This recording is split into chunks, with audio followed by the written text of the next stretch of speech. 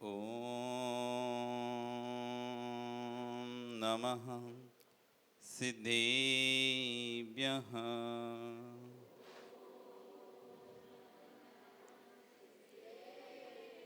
ॐ नमः सिद्धेभ्यः।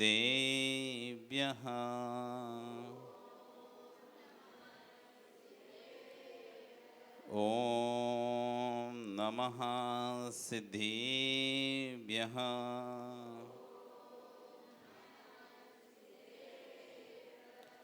तिर्यण्ये खग्गिणाय रुत्तारी मोहि सैर सिरे हो आयरी राऊ पसियो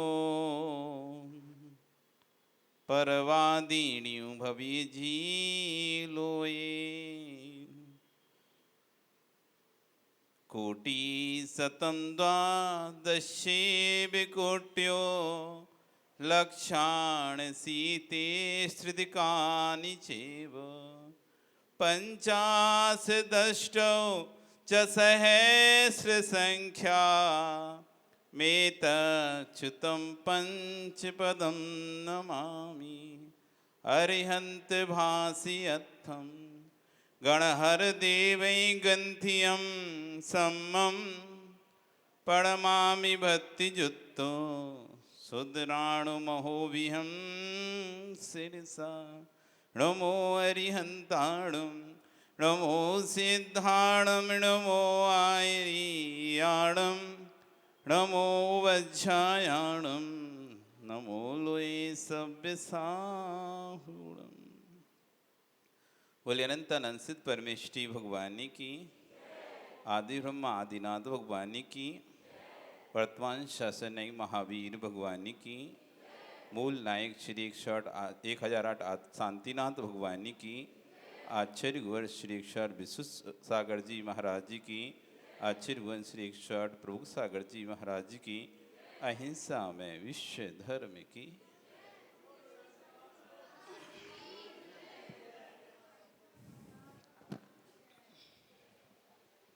भवबंधु, वर्तमान शासन न्यायिक वर्धमान स्वामी के शासन में शांति प्रभु की चरण निश्रा में आचार्य भंगन की मंगल शांति में शुद्ध पंचमी पर्व महोत्सव के अवसर पर हम सभी यहाँ पर जिन्हें देशना के लिए लालायित हैं, वास्तव में पूर्वाचार्यों के परम उपकार हमारे ऊपर रहा, जो आज हमारे पास जिनवाणी उपलब्ध है। आचार्य जिनवाणी नहीं लिखते तो शायद हम आज मनमानी कर रहे होते। लिखा हुआ है तब मनमानी कर रहे हैं, लिखा हुआ है तब मनमानी कर रहे हैं, नहीं लिखा होता तो क्या करते। हर व्यक्ति अपना जो मार्ग होता, हर व्यक्ति जो अपनी चर्या होती उसी को जिनवाणी बोलता।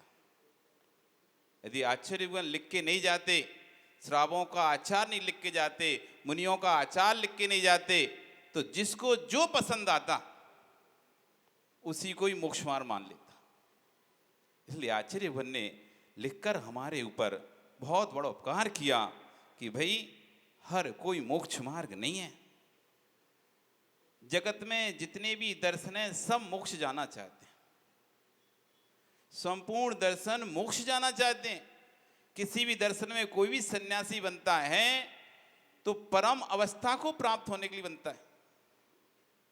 चाहे जैन दर्शन में बने, चाहे जैन दर्शन से बाहर किसी भी दर्शन बने, उद्देश्य एक ही है सबका, उस परम अवस्था को प्राप्त करना है जिसे परमात्मा कहा जाता है। लेकिन प्राप्ति के उपाय सबके अलग अलग हैं। उन उपायों में से मात्र एक ही कोई उपाय सही है, एक ही रास्ता है जो उस परमात्मा पद को प्राप्त होने का रास्ता है। यदि हमारे पास आज जिनवाणी नहीं होती, हम भटक रहे थे इधर उधर। इतना उपकार है कि हमें कहीं भी किसी के पास हाथ नहीं फैलाना पड़ता किसी विद्या के लिए, चाहे ज्योतिष विद्या हो, चाहे न्याय विद्या हो, चाहे अध्यात्म विद्या हो, चाहे सिद्धांत की विद्या हो, चाहे संस्कृत हो, प्राकृत हो, किसी भी विद्या के लिए, और वेद विद्या के लिए कल्याण कार्यक्रम, वचन शुद्धि के लिए, मन शुद्धि, वचन शुद्धि, काय शुद्धि, 3 प्रकार की शुद्धि होती है। 3 प्रकार की शुद्धियां, तीनों प्रकार की शुद्धि के लिए आचार्यों ने ग्रंथ लिखे। मन शुद्धि के लिए अध्यात्मों के ग्रंथ लिखे। जब कोई मन उदास हो जाए, उपेक्षा फल माध्यस्थ, उपेक्षा फल माध्यस्थ, जो जो करता है अपेक्षाएं उसकी होती है उपेक्षा। प्रभाकर जी, मत करो किसी से अपेक्षा, तो नहीं होगी तुम्हारी कभी भी उपेक्षा। जब मन उदास हो, जब मन उदास हो, कारण पर को नहीं निज को ढूंढो। क्यों मैंने की इतनी अपेक्षाएं, क्यों मैं करता हूं इतनी अपेक्षाएं? जिस दिन छोड़ दूंगा मैं अपेक्षाएं, उस दिन बंद हो जाएगी मेरी होनी उपेक्षाएं। आप घर में रहते हैं, कोई हीन भावना में चला जाता है, कोई दुखी रहता है, कोई उदास रहता है, कोई प्रसन्न रहता है। क्यों? कारण अपेक्षाएं। जब जब तुम्हारी अपेक्षाएं बढ़ेंगी, चाहे समाज में रहकर हो, चाहे घर में रहकर हो, आप अपेक्षाएं करो, अध्यक्ष जी को ऐसा करना चाहिए, अध्यक्ष जी को वैसा करना चाहिए, और अध्यक्ष जी ने वैसा नहीं किया, दुखी हो जाएगा। अध्यक्ष अपेक्षा करें कि समाज को ऐसा करना चाहिए और समाज ने वैसा नहीं किया, तो अध्यक्ष दुखी हो जाएगा कि मैंने तो सोचा था 20 लोग जाएंगे, मैंने नाम लिखे थे बिहार में 20 लोग के, पर पहुंचे तो 5 ही। दुखी हो गया, दुखी हो गया। क्यों? अपेक्षा 20 से थी उसकी, कोई अपेक्षा नहीं, भैया जो पहुंच जाए सो ठीक। जब अपेक्षा नहीं रखेंगे तो दुख भी नहीं होगा। जीवन में सुखी रहना है तो माताओं क्या मंत्र दिया हमने, याद है? भूल गए? ओम ह्रीम इग्नोराय नमः, ओम ह्रीम इग्नोराय नमः। इग्नोर करना सीखो। आज जिनवाणी का दिन है, बरपेटा ज्ञानी। जीवन में सुखी रहना है, दुखी क्यों होता है व्यक्ति? हम जिनवाणी की क्यों सुन रहे हैं? सुखी रहने के लिए कि दुखी रहने के लिए? सुखी रहने के लिए सुन रहा है। बेटा माँ के पास क्यों आता है? जब वो दुखी होता है तो माँ के पास आता है, माँ की गोद में जैसे ही बैठता है तो उसको नींद आ जाती है, अपना दुख भूल जाता।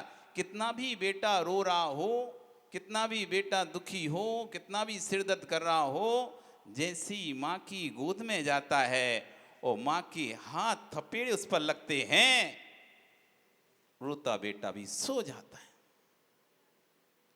जब जब आप दुखी हो तो जिनवाणी माँ की गोद में आ जाओ, जिनवाणी माँ की गोद में आ जाओ।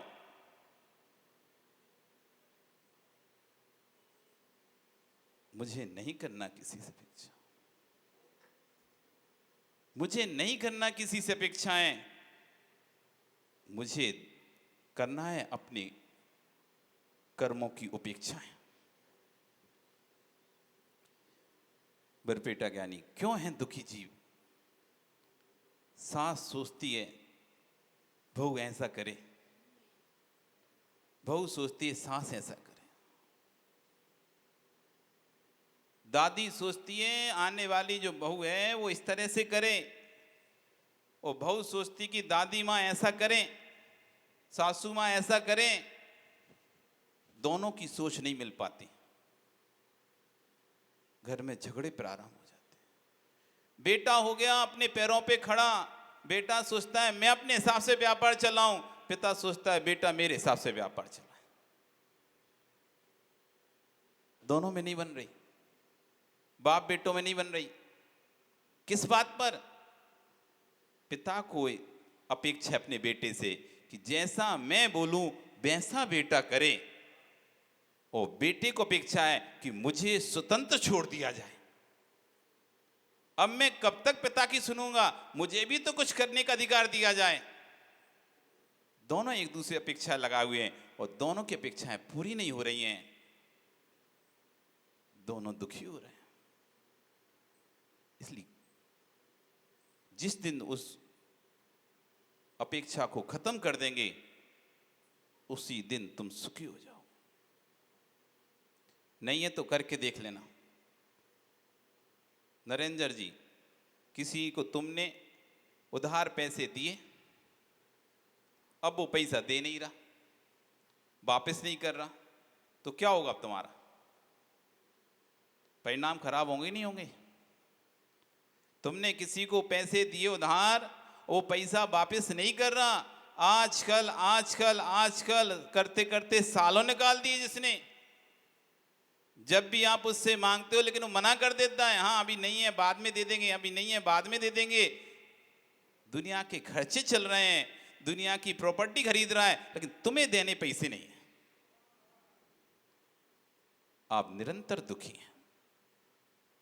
लेकिन जिस दिन राजेश देख लो बहुत संक्लिष्टता हो रही है, इससे मैंने जब से पैसे मांग रहा हूं इसको देना नहीं है और मेरे अंदर संक्लिष्टता बढ़ती जा रही है, आज से मैंने उसके पैसे छोड़े। अब कभी मैं उससे पैसे मांगूंगा ही नहीं, त्याग करता हूं मैं उन पैसों का। यदि आ गए तो मंदिर में दान कर दूंगा, अपने पास नहीं गए तो बट्टे खाते में खत्म। जिस दिन तुमने भाव आ गया कि आज से मैंने उससे लेने का त्याग, मांगने का त्याग, अब वो मिलता भी रहेगा नहीं भी देगा कोई बात नहीं, हमने तो छोड़ ही दिया, छोड़ दी, त्याग कर दी। और यदि आप मांगते रहोगे संक्लिष्टता बढ़ती रहेगी। उपेक्षा, त्याग। अब सामने वाला दे तो ठीक, नहीं दे तो ठीक, दे दिया तो मंदिर में दान, वो नहीं दिया तो अपना तो गया बट्टा खाते में, है ही, छोड़ दिया हमने तो। उसी दिन से तुम्हारा जो संक्लिष्टता बढ़ रही थी, जो विकल्प हो रहे थे, उसको देख देख कर भी सब खत्म हो जाए। और जब तक तुम उसको छोड़ोगे नहीं तब तक संक्लिष्टता बढ़ती रहेगी। आचार्य भगवान ने हमें मन शुद्धि के लिए अध्यात्म के ऐसे ऐसे सूत्र प्रदान किए।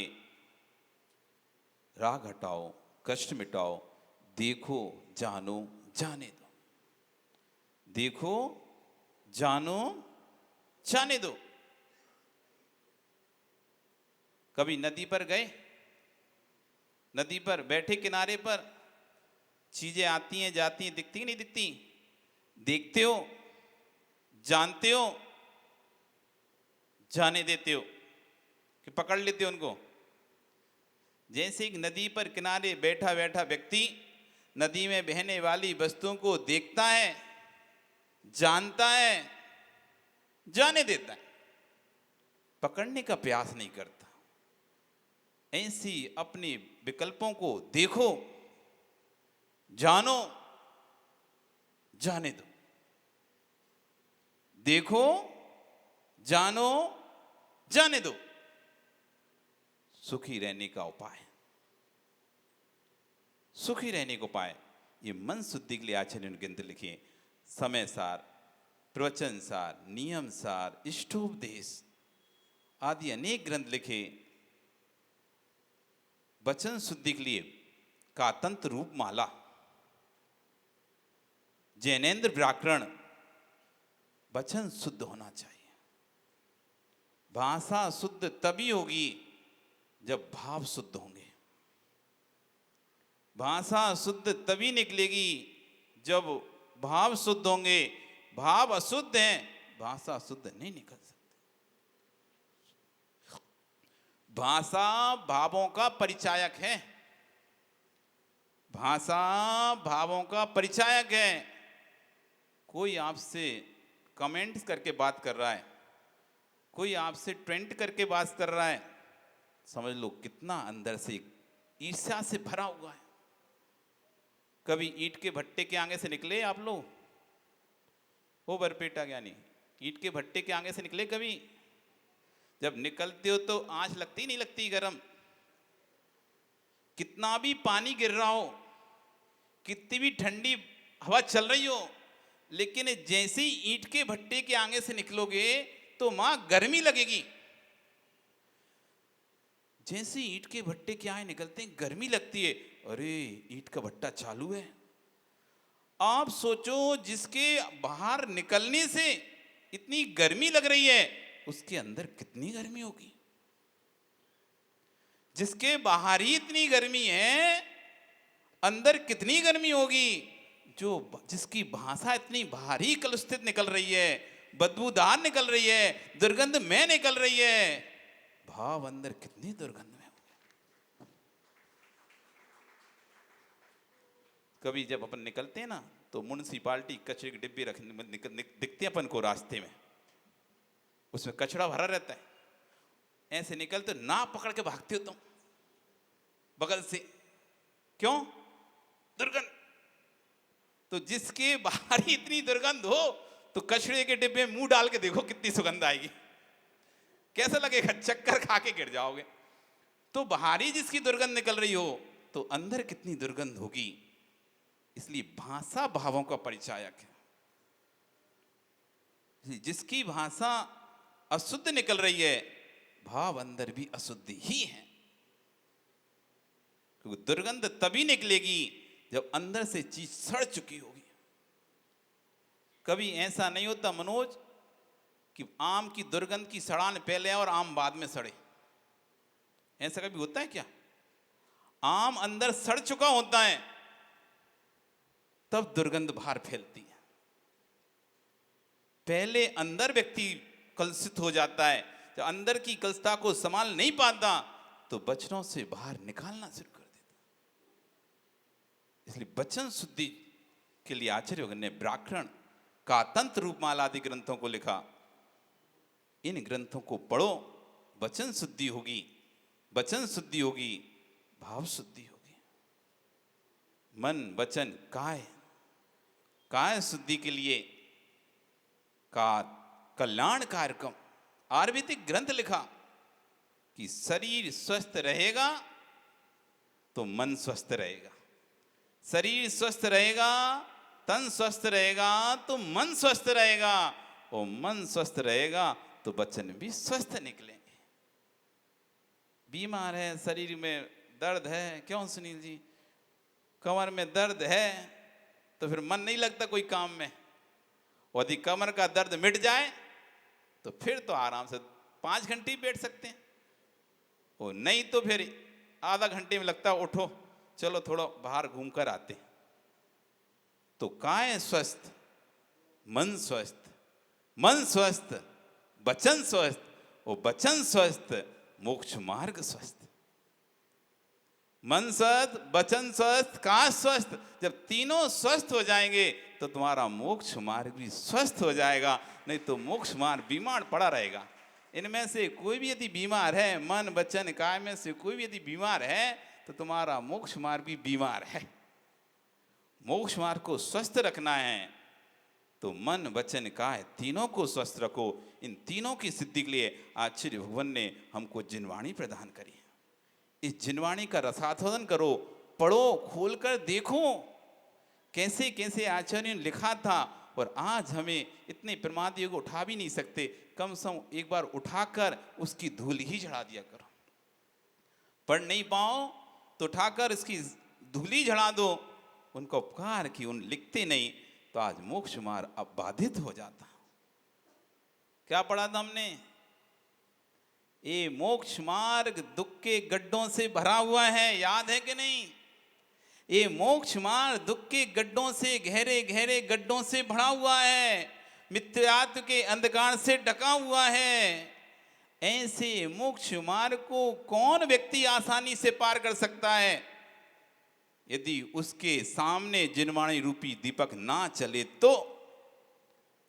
इस मोक्ष मार्ग को वही व्यक्ति आसानी से पार कर सकता है जिसके हाथ में जिनवाणी रूपी दीपक होगा, और जिसके हाथ में जिनवाणी रूपी दीपक नहीं है तो इस मोक्ष मार्ग को पार नहीं कर सकता।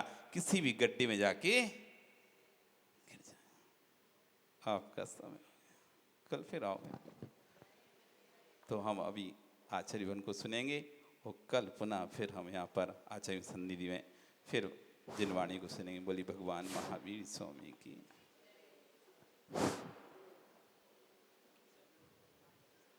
पूज्य आचार्य श्री